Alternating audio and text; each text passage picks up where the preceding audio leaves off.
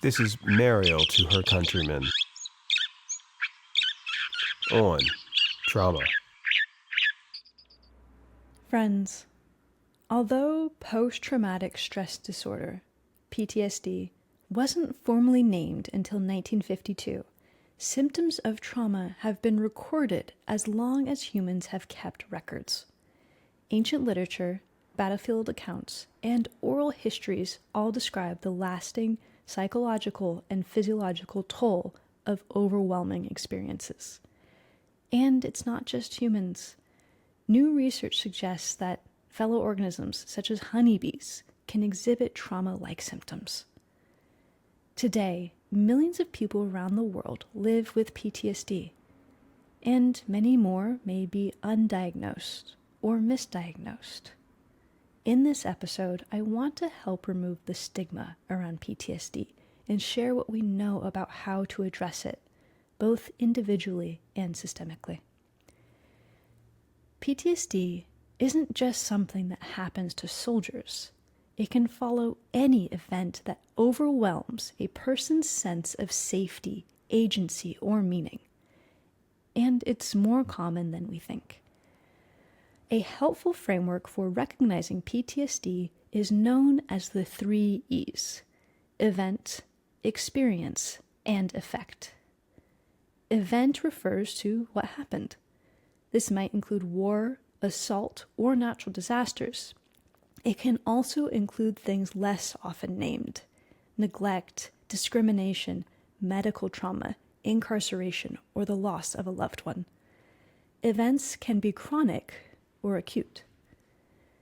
Experience describes how the person felt during and after the event. Did they feel alone, unsafe, trapped? Even if 2 people go through the same event, their inner experiences might be radically different.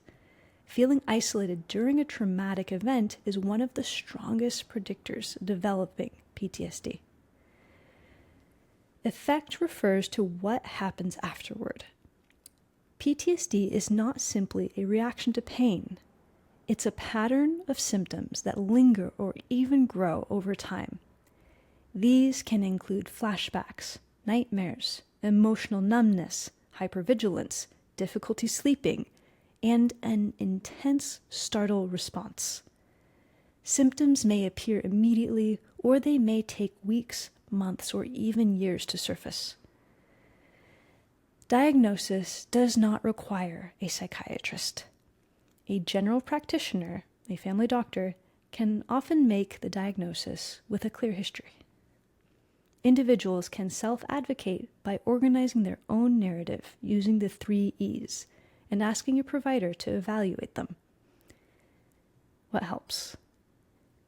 Healing from trauma does not begin with medication. The American Psychiatric Association does not strongly recommend any medications for PTSD as a first-line treatment. What it does strongly recommend is cognitive behavioral therapy, particularly trauma-focused approaches. This is a kind of talk therapy. Other key supports are simple and profound: stabilizing sleep, food, and exercise patterns, removing harmful substances like alcohol, and finding safety in routine. The World Health Organization emphasizes these basic elements of life as core to trauma recovery. Trauma perpetuates in isolation and confusion.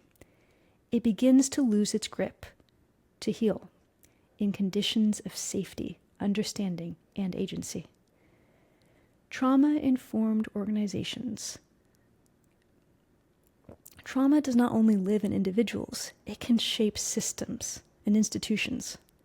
Schools, hospitals, courts, and workplaces can all unintentionally re-traumatize people or reinforce patterns of harm. With intention, any organization can become trauma-informed instead.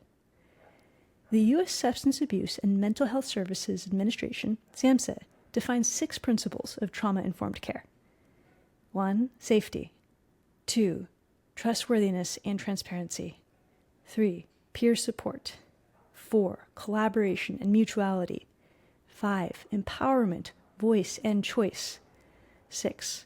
cultural, historical, and gender issues. These principles are backed by research.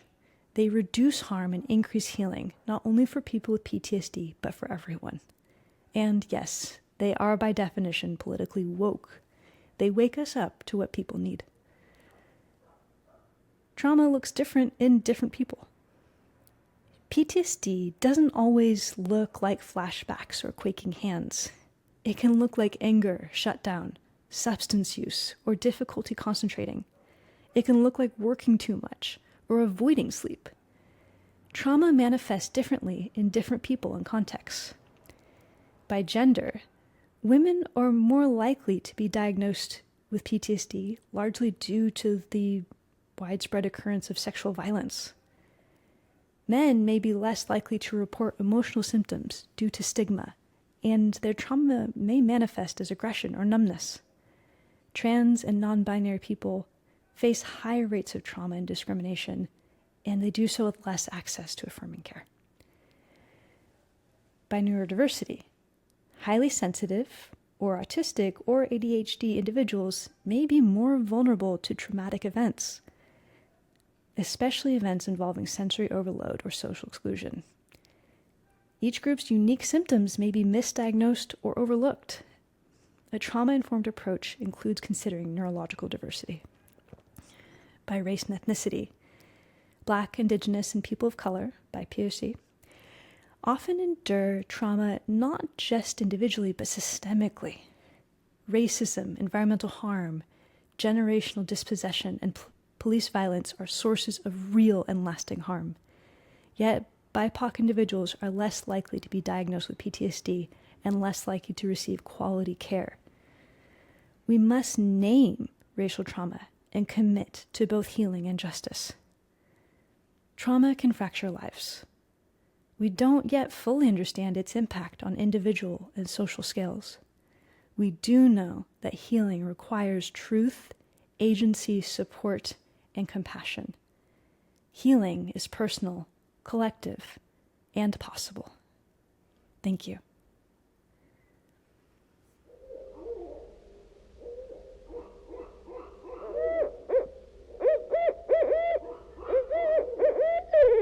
Nature sounds and photographs sourced from the Creative Commons and public domain.